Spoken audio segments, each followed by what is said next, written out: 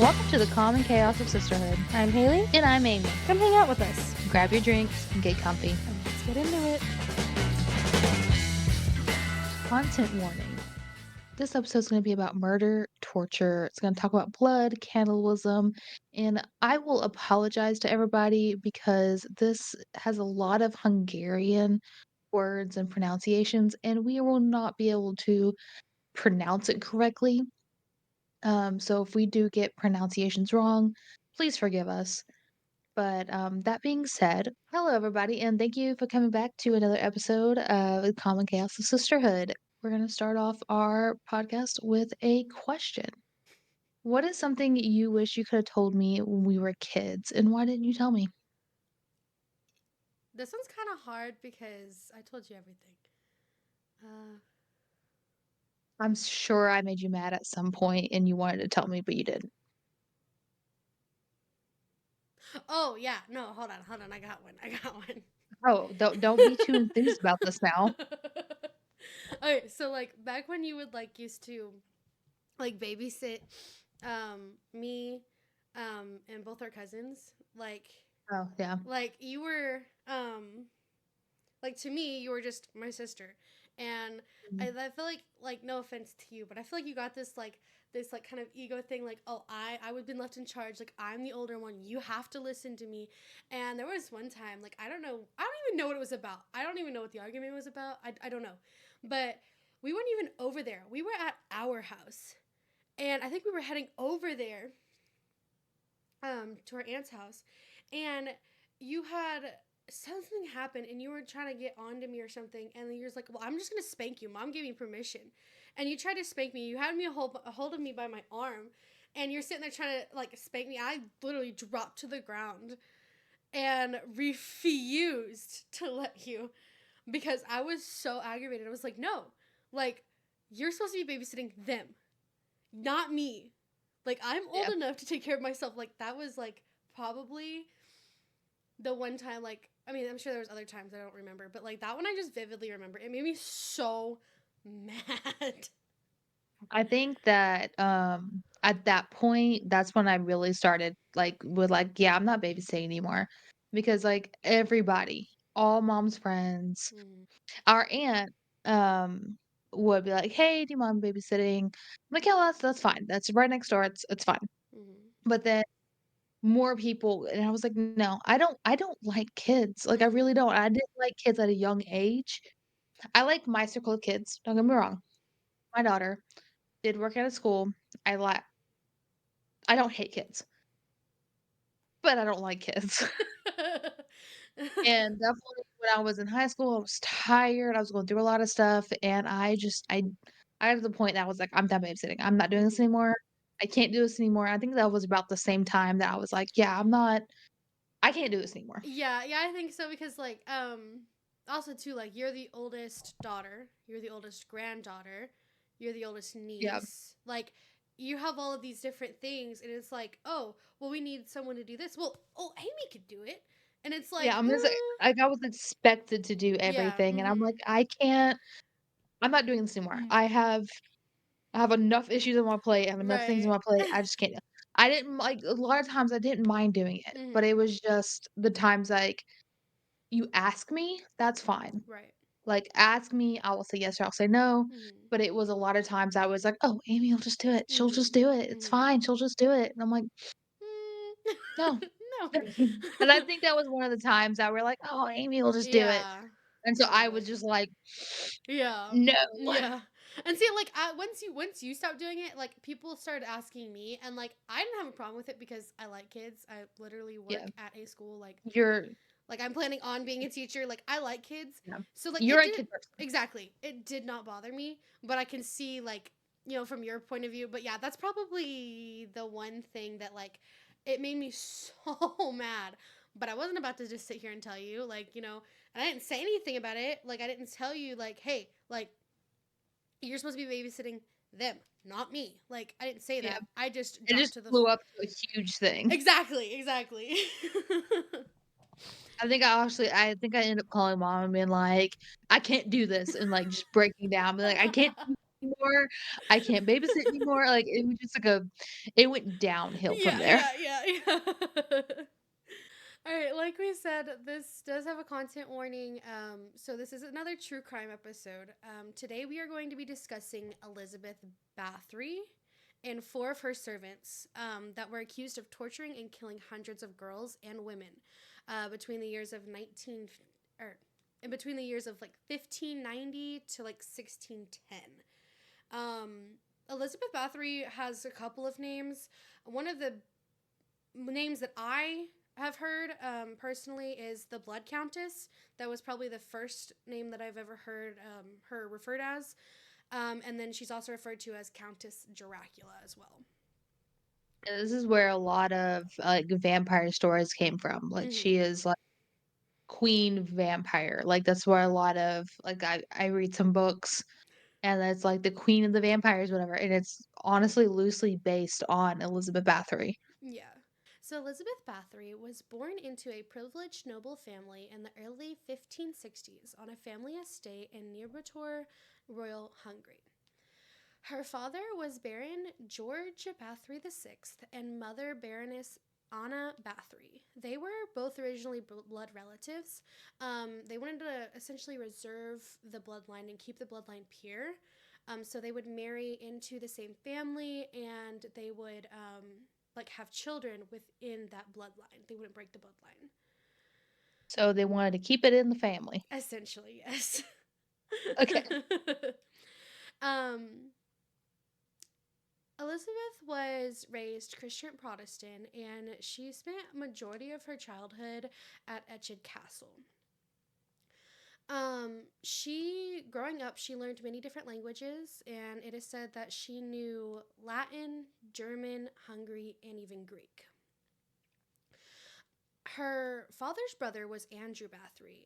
He was the Evoid or Voivode of Transylvania. He was one of the highest ranking officials within Hungary. This was during the 12th to 16th century. And again, I'm gonna apologize for us pronunciations. This is Hungarian. Yeah, yeah. I don't know if I just pronounced any of that right, but we'll go with it. She was endowed with wealth and education and a prominent social rank. But as a child, Elizabeth suffered from seizures that had maybe been caused by epilepsy, but they also called it the falling sickness. Um, I got a question for you, Haley. Yes. So you had seizures when you were little, right? Yes. I so they had a very strange treatments for those said epilepsy, Uh huh. and I want to know your side of this. If at this point, if you were and then the 1560s and you had to do these treatments, how would you feel about it? All right. Okay. So their treatments included rubbing blood of non-sufferers on the lips of the epileptic, like lipstick, Ew. or mix a non-sufferer's blood and a piece of their skull when they died. Cook it together into a little yummy little broth and drink it. No, I just rather have seizures. That's okay. I'll stick with the seizures. That But sounds that's how they cured it. that sounds disgusting. Um, no, thank you. I'd rather have the seizures. But, so that's, like, at a young age, Ugh, that's what Elizabeth had to endure, at a very young age. ugh, I couldn't Um, imagine. yeah, I just this had is I just had to endure figuring out how to swallow pills. No, thank you. So all this happened at a very young age. So she was drinking people's blood, eating people's skull soup at a young age. So gross. And then at the age of 10, she was actually engaged to be married to Fiernick, Fernick Fiernick, Fiernick Nadesty. Nadesty. Okay. Sure. Again, I'm so sorry for these names. She was engaged to be married to Fiernick Natesty, and it was a political arrangement. So at the age of 10, they were like, "You're gonna marry this man." And she was like, "Okay, cool. I'm a 10-year-old." I don't even know if you had the concept, like the uh not conception, conception. Consent. No, like No? the knowledge, like what's the Oh, word that I'm looking? conscious. Consciousness. I I don't don't know. know. I don't even think like at 10 I knew what it meant to be married. I don't think I would like No. be okay with. She'd be like, "Here, you're gonna marry this person." Okay, so they're gonna be my "Okay, cool. I'm plate. okay, cool. I'm gonna go drink my blood soup." This poor girl. Oh my goodness. Not at all forgiving of what she did, the things nasty, horrible things that she did. Yeah, But she had a little bit of messed up childhood. just a little bit. But at the age of 13, before she was married, Elizabeth allegedly gave birth to a child. It was fathered by a peasant boy. Oh, peasant. Huge no-no in the royalties' eyes. She was this big hotshot name. Everyone knew it, and how dare she, like this peasant boy. Then But the again, baby was giving what? she was also 13. She was 13. I Yep. think there's more of Um, issue here than I think the thing yeah, I think there's a more of an issue here than just being, peasant boy. She was 13. yeah. But she was also engaged at 10, so True. This is also the 1500s.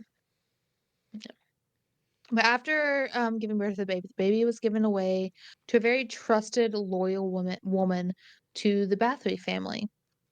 This woman was paid off to be able to take care of the baby and take the baby.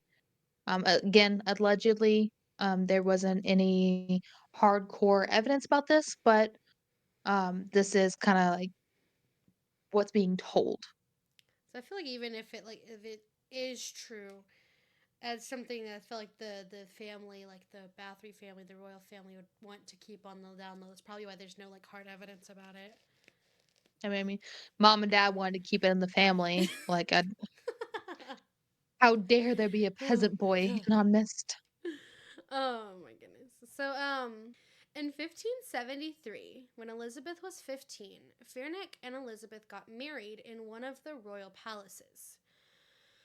The wedding was huge, like grand. There was over 4,500 guests that attended. 4,500 people that were at this wedding. And I'm sure they know every single one of them. Yeah, I'm sure. Probably didn't know two. I'm lucky to know 45 people. Right, right. Um, well, Elizabeth held a higher social and political standing than Fernick. So he ended up actually taking the Bathory name. So he ended up being Fernick Bathory instead of Fernick Natesty. Um, Could you imagine just being like, "Hey, I know it's a ritual to be able to, me as a woman taking your last name, but I have more followers than you, so you're gonna take my name." I'm more famous and more popular.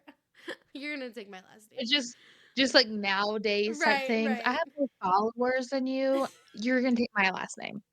Honestly, I feel like that's something that would happen, though. I feel like that's something that Yeah. has happened. Mm, Oh my goodness. not even hyphening it, just, "You're Just gonna take my last yeah, name," yeah, and that's the end of it. yeah. So not only was this wedding such a big deal just because of like Elizabeth's social standing, her political standing, it was also a big deal because it was arranged to combine both Transylvania and Hungary and putting like combining them into one singular land ownership. So not only was it a big deal because of their social status, but because it was combining two separate lands and making them one. So, essentially, just making the rulers over both lands. Yes, yeah. Frederick's wedding gift to Elizabeth was his family castle. I believe it was his mother's castle, but it was his family's castle, And may I say, I want a castle for my wedding That's what gift. I was gonna say. I'm gonna get married. You wanna buy me a castle when I get married? Oh, yeah, we can I wanna buy you a castle, we can get on land, we can live together, you know? Forget about my future husband. Just be our castle. Okay, hold on. Oh my goodness. Be our castle. I will wear the tiara. I'll stick in my hair. Oh my goodness. Alright, but anyways, I would love a castle. Same here. But before they moved into the castle, the workers were ordered to build custom chambers for Elizabeth. So Elizabeth's like, "Hey, I got some blueprints. I got some stuff that I want changed." And they were like, "Got you. We're gonna we're gonna do what you want." And it was built for Elizabeth's like perfect specifications. And these chambers were used as torture chambers to use on her victims. You know what this kind of reminds me of? H. Holmes. Yes. Because And he had we his murder castle, quote unquote castle. yeah. She And it had was like no one knew the actual blueprints. right, right. She had an Yeah. actual castle. Yeah. He had his, "Oh, I got a castle." It's like a three-story building. She had an actual castle. Yeah. So Bernick worked a lot. He became the chief commander of the Hungarian troops and was leading them to war against the Ottomans. Um, there would be times where he would be gone for months. And Elizabeth stayed home, obviously, and she would be the one that would manage their business affairs and she'd take care of the multiple family estates they would have, like while the war was going on. So, outside of the duties that Elizabeth had with managing the business affairs and the estates and everything like that, um, it was said that she would bring in multiple different lovers while Fernick was away. So she was having affairs while her husband is at war and she's taking care of all of these different things. She would have different lovers. She'd bring in different lovers um, to please her. So while Veronica goes away, Elizabeth played. Yeah, sounds like it. On top of her different lovers, Elizabeth, on her free time, she would use the torture chambers to mostly torture women and, girls, young girls. Historians believe that Fiernick would participate with Elizabeth in these torture chambers when he was home, but he was away, and when he was away, the torture got a lot worse, and it was mostly inflicted by Elizabeth. Um, she would get bored. She was mad that she was upset that she left, and the torture would get so much worse. So if she's pissed, you better run. Yeah, sounds like it. Um, but after being married for 25 years, Frantic actually died in January of 1604. They're not really sure why, like the exact reason of how he died or why he died. Um, but it had seemed to have started in 1601 with pain in his legs, and then by 1603 he became completely disabled, and he ended up passing in January of 1604. And after his death, there was absolutely nothing stopping Elizabeth from killing and torturing anybody. She there was no one stopping her. There was no husband there to take her time away. So she was very brutal in the way she murdered these young ladies. It often varied on her mood. So before it was, oh, she's lonely, she's upset, but it got a lot worse, and it varied on her mood and what she was feeling that day. They know if she was upset, if she was pissed, if she was like it's any like strong emotions, they knew to just get out of her way. That'd be kind of like terrifying, like being like a servant or being working for this like royal status, like this very high, very um like wealthy person. This very like the person that has like very high status in your country, and then being absolutely terrified to be around her, Yeah. just in case she was angry. Yeah. If you're in a bad mood, usually, for me, it's in the mornings. I'm like, "Don't talk to me in the mornings. I'm not good." But, like, could you imagine just waking up in the morning and being like, "Okay, is she a morning person? Is she a night person? I don't know." It's like that thing, don't talk to me until I've had my coffee. Hers was just, don't talk to me until I've had my blood and skull soup. Oh, the victims were almost always girls between the age of 10 and 14. So it was mostly these just young girls, young women. It's In messed the up. beginning, it was young peasants. They were easy to obtain, and they were rarely looked for. So, like, when they were missing, no one really looked for them just because they were peasants. It's so sad. It kinda goes back to she had a child with the peasant boy, had to get rid of the baby.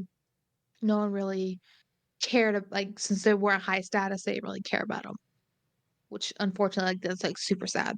Mhm. Mostly daughters of the servants that actually worked for her. So these servants were like, "Oh, my child disappeared," and they couldn't do anything about it. They brought him they brought she brought them to her castle and an empty promise to work for them, and they would just end up disappearing. But she became bored with the young peasant girls. They were too easy to get to. She just it wasn't I guess fun anymore. Like that's a bad way to put it, but it wasn't entertaining enough for her. Essentially, she got bored and wanted the chase. Essentially, Yeah. And she put all of her focus into taking daughters of higher class. The girls were sent to Elizabeth's women's quarters by the parents to learn courtly etiquette. So to be able to be the lady of the court. They were sent to Elizabeth to learn how to, eat, how to present themselves, how to dress, how to do everything. And um that's where she would get her next victims. so Elizabeth actually only had four people. She had four people that she trusted, that were actually working with her, helping her with these tortures and stuff like that.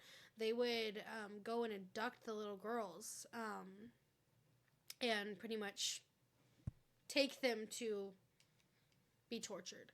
Um, they most likely did it honestly because they didn't want to be murdered themselves, which I guess makes sense. But they showed no mercy. She told them, she would pretty much tell them, "Hey, I need you to do this for me." They'd be like, "Okay." Yep. Some of the ways they tortured included severe beatings, burning or mutilation of the hands, biting of the flesh of the faces, arms, or other body parts. One of the victims, Elizabeth had bitten the breast off of this girl, like part of the flesh, and forced her to eat it, like forced her to cook it and eat her own breast. Also freezing them, starving the victims to death, jamming pins and needles under the fingernails, which if you've ever like accidentally got a splinter into your fingernail or accidentally hit underneath your fingernail, like that hurts. Gives me like the Um, heebie-jeebies. It makes my yeah, back and my knees hurt. Just thinking yeah, it about makes it. my knees hurt. She would cover some of the victims in honey and tie them down on a table so the ants and bees can feed off of them. The bees would sting them, the ants would bite them, and it was just they would pretty much eat them to death. She would also use red hot irons, coins or keys or any metal that she could get a hold of and leave deep burn marks on the victims. And this was anywhere on the body, from top of their head to the bottom of their feet, anywhere on their bodies. It's just crazy to think that someone like would actually just constantly just do this. Like And just insane. that was the most common, like, I guess that sounds terrible, but the most common um torture tactics that she would use. Right. The most common form of torture. Be the burnings and stuff. It's crazy. And historians actually believe that some of these, like the tortures that took place and stuff like that, were actually sexually motivated. No one knows if that's completely true. They're not exactly sure why she did it. Could be from all the blood that she was drinking. Who knows? Or maybe she was just freaking crazy, maybe. Yeah, maybe that could be it. Um, but most believe that it was just pure sadistic pleasure. She just did it completely just because she enjoyed it, which is insane. And, like, unfortunately, when she was done with the victims, she would drain their blood, pour it into a cup, and drink it, bathe in it, so it would help her epilepsy. Since she was a young child, they would feed her blood, and so she kept doing it with her victims. She also believed it would keep her young and healthy, and these are the things that that gave her these nicknames, the Countess of Blood, the Countess Dracula. That's where a lot of these vampire stories came from, is because the treatments that she had to do to, get rid of the falling sickness with the epilepsy is to drink blood of somebody that doesn't suffer from epilepsy. That's crazy. I'm sorry. I would suffer from the epilepsy. I would keep the seizures. Thank you. Yeah. I'm not going to drink other Mhm. people's blood or even bathe in it. Yeah, That's the that's well, the that's bathing in it. that would just keep her young. Like she believed that it would Yeah. keep her healthy and young. I get that, but like still, that's just it's weird. Could you imagine be like, hard day of torturing. I'm gonna, start my bath. I'm gonna bathe in someone's blood." Right. This is my goodness. It's gross. Between 1590 and 1610, it was said that Elizabeth was responsible for kidnapping, torturing, and murdering hundreds of young girls. Actually, in one of the journals that she kept, that she wrote in, she had claimed that she had taken more than 650 victims over a 20-year time period. That's insane. It that's disgusting. It's That's a lot of freaking ridiculous. people. That's a whole town. Yes, That is a literally, whole town. literally. Oh my, it is ridiculous that just the thought of that just kind of makes me sick to my stomach. It's, and the fact that like she was able to get it away with it because of her status. It was not like if they had like a quote unquote peasant that was going around killing people and drinking their blood and bathing in their blood, I'm sure they would have executed them. Like I'm sure they would have done something about it. But the fact Yeah. that because she had a high family status, that she was part of a noble family and that she had all these riches and fame, she was able to kill, torture, and murder over 650 women and young girls for 20 years. Allegedly. Allegedly, Allegedly. allegedly, but still face no consequences for it. Yeah, I think that's insane. It's ridiculous. Well, in 1610, she again grew bored of the victims. It was too easy. The parents were sending them to her to be able to be ladies of the court. And once again, she wanted victims with an even more higher social status. She wanted the chase, she wanted the challenge. So Elizabeth and her four helpers became kidnapping daughters of local nobles. Um, this is where she royally messed up. Um, they got the attention when they went missing because they were daughters of the local nobles. They were powerful, powerful people. And the nobles' families got together about all the missing daughters, noticed that everyone had one thing in common: Elizabeth. Elizabeth Bathory had talked to them, had brought them into her castle, had something to do with Elizabeth Bathory. And they were like, "Okay, we have to do something." Because not only are like, because there was still there was rumors going around about girls going missing, but no one ever did anything because they were peasants. They were not nobles.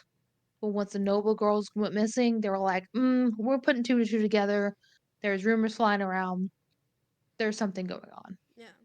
I mean, the the lower class, it was kind of just shrugged off, like, huh, it's probably not a good thing. But you get the higher class people, the nobles, and then they start investigating. They start noticing. Yeah, yeah. Um, on December 10th, 1610, one of Elizabeth's close family members, Count Thurzo, started to investigate the rumors going around about Elizabeth. He was in charge of judicial matters in Hungary. The only reason he got involved was because the noble girls were going missing. Um, None of the rumors were new. It was all because, like Sissy said, there was already rumors going around about the servant girls going missing. Once he caught wind and like heard about the noble girls going missing, that's when Thurso ended up stepping in and started investigating and doing more looking. And he went to the castle to investigate. When looking for Elizabeth, he heard noises from one of the chambers. And what he found was a young girl tied up with Elizabeth torturing her. So he walked in on that. He found that. And there was a letter found from his wife. There was a letter found to his wife after he visited the castle. He discovered one girl dead, saw another girl tied up and waiting for Elizabeth to come in and torture her. Like he saw these things. After he had witnessed the things that he witnessed, Elizabeth and her four helpers were arrested. Anyone that helped her even bury the bodies were also arrested, questioned, and tortured for truth. So, anyone in the castle that was helping her bury bodies, that were her four helpers, her four like closest trusted people, they were all arrested. Um, they were questioned, and they were even, funnily enough, tortured um, to get the truth out of what was happening. Essentially, there was a lot of torturing going on around this time. Yeah, there a Apparently, lot of the 1500s and 1600s, a lot of torturing. it's the solution to everything, I guess. Oh, yeah, Uh, I guess so. After all of that, though, they were all sentenced to death. And either way, the servants were getting killed. So, Either by yeah, Elizabeth or by, the government. unfortunately, but I mean, Well, the arrests and executions went super fast for the 4 helpers and the servants, but they really struggled with what to do with Elizabeth. Um, in how? my mind, I'd be like, "Put her down, like, she's Uh, she's torturing people," exactly.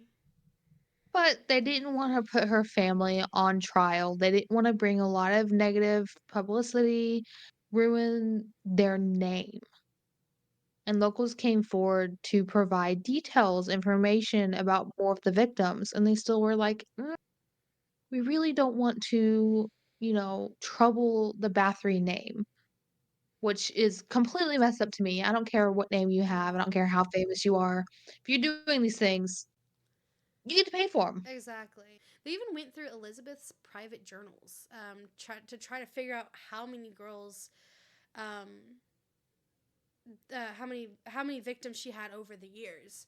They never really got a clear answer, but like I said, it was believed that she did kill around 650 girls. That's what she had written in her journal.